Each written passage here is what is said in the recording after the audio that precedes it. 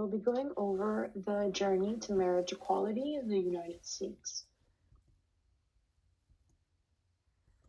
This is a timeline of the most important milestones in the movement, starting with the Stonewall Riots, which took place in 1969 and were demonstrations against government-sponsored persecution of sexual minorities. And this marked the beginning of the gay rights movement and the road to marriage equality.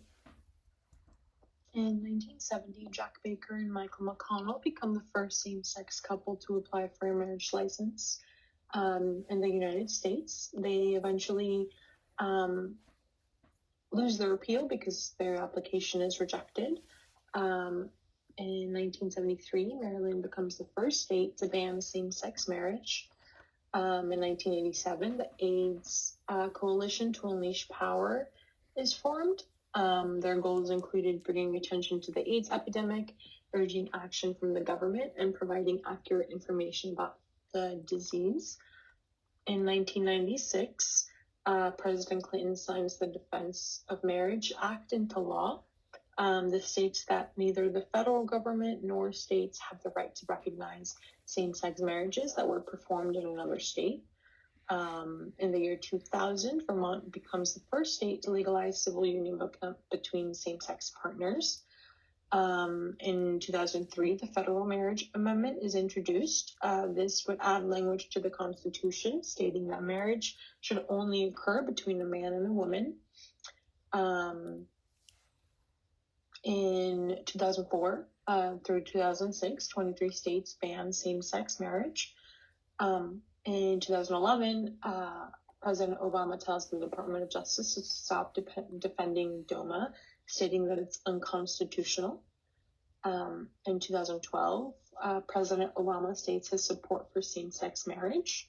In 2013, Supreme Court removes barriers for same-sex couple, meaning that same-sex marriages that have been performed in states where they're illegal must now be recognized in states where they are not. And in June 26, 2015, the right to marry is guaranteed for all same-sex couples in the United States. The key components of the organizational structure of the movement included national advocacy groups, in which organizations like the Human Rights Campaign, Freedom to Marry, and Lambda Legal Defense provided legal expertise and coordinated large-scale public awareness campaigns. Also included state-based groups, in which local LGBT organizations were crucial for grassroots efforts in lobbying state legislatures and organizing campaigns. Legal teams were also important, in which lawyers and legal organizations were crucial in filing lawsuits that challenged state bans. Philanthropic support included research, public education, and coalition building that was backed by foundations like the Evelyn and Walter Haas Jr. Fund. And coalitions included LGBT organizations formed by partnerships with other civil rights groups and political organizations in order to expand support for legalization of same-sex marriage. The social change strategies and tactics used in the fight for same-sex marriage included grassroots organization and mobilization, public awareness, political lobbying, opinion polling, and focusing on human rights. All of these strategies aimed to gradually shift public opinion and ultimately achieve legislative change at both state and federal level in order to legalize same-sex marriage. And lastly, how can we help?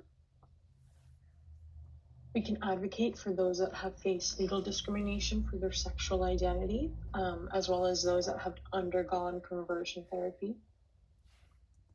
There are also significant health disparities among LGBTQ populations that include depressive disorder, increased risk for suicide, hate crimes, and violence, especially against transgender folk and also transgender women of color.